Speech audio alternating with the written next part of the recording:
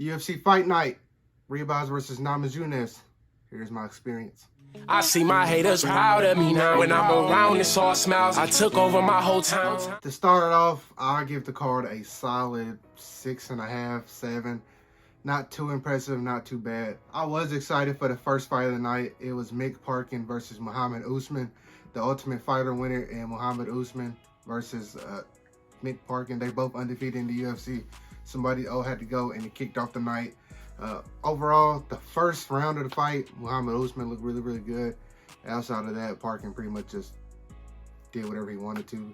Stayed on the outside, picked him apart, stuff like that. Made it really, really easy for him. And he won by unanimous decision. The very next fight of the night, we had Andre Lima versus Igor. I don't have to learn his last name because this man is cut from the UFC. And he has the biggest UFC, what you want to call it, biggest UFC drama of the week was him biting my guy Andre. That's actually pretty crazy. I've never seen that. I don't think UFC's seen that. You know how hard you have to bite through your mouth guard to bite like that and get a mark that bad? Like, that's insane. But yeah, he's still undefeated. I can't wait to see his next fight, I guess. Hopefully he doesn't get beat again. That's actually wild. The two other prelims on the night that I was looking forward to had tough alumni guys in it, with Cody Gibson taking on Miles John, and my guy Kurt Hollabaugh taking on Trey Ogden. And you can flip the fights out. It was pretty much the same thing. They both got dominated in the wrestling game. Kurt Hollabaugh did look good when he was on the feet, but I mean, he wasn't on the feet very long. And that's pretty much my take on the prelims. That's all the exciting stuff, if you want to call it that. Julian Erosa also had a pretty nice submission win in this fight. Moving up to the main card, we had Yusuf Zalal versus Billy Quarantillo. Blew my mind. Yusuf Zalal looked great. I know Billy Q is kind of older now, but I was not expecting him to get pretty much outclassed in that fight for however long it lasted. And yeah, who would y'all like to see Zalal fight next at 145 pounds? I don't think he's ready for a ranked guy yet. I don't know. Tell me a good fight for Zalal. The fight I was most looking forward to on the night, we had Mr. Peyton Talbot versus Cameron Saman, however you say it. Great fight between two prospects that I'm really, really high on. How Cam Saman ate that knee, I have no idea. But Peyton Talbot looks like he's ready for a top 15 fighter. I say you give it to him. Who you give him, I don't know. I feel like Dan Ige will be a good gauge or a good fight for him. Was that top 10 or top? I don't know. I have to look at it. I'll put it on the screen. Who makes sense for him to try to break into the top 15 against?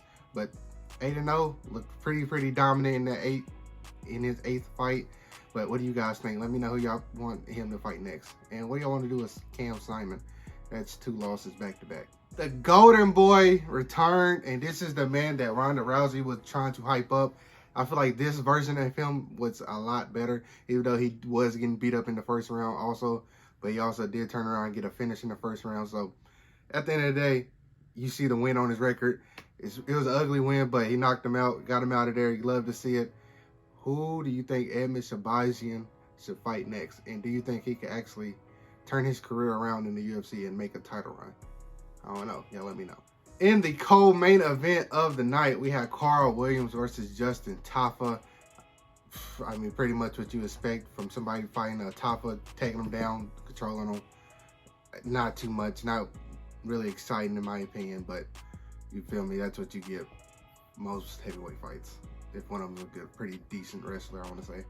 In the main event of the night, we had Rose Namajunas, probably butchered her last name, versus Amanda Ribas. Amanda Ribas looked okay, but Rose is a former champ. I think she showed it. I gave her 1, 2, and 4. 1, 2, and 4. I had a 3-2. I give Amanda Ribas 3 and 5. She looked pretty solid in those rounds. But that's gonna do it. What do you want to see next from Amanda Ribas, and what do you want to see next from Rose Namajunas? A fun fight for Rose, I feel like, would be probably a Macy Barber. If she's trying to make another run, somebody like that would be a pretty good fight, in my opinion. But what do you guys think? Let me know.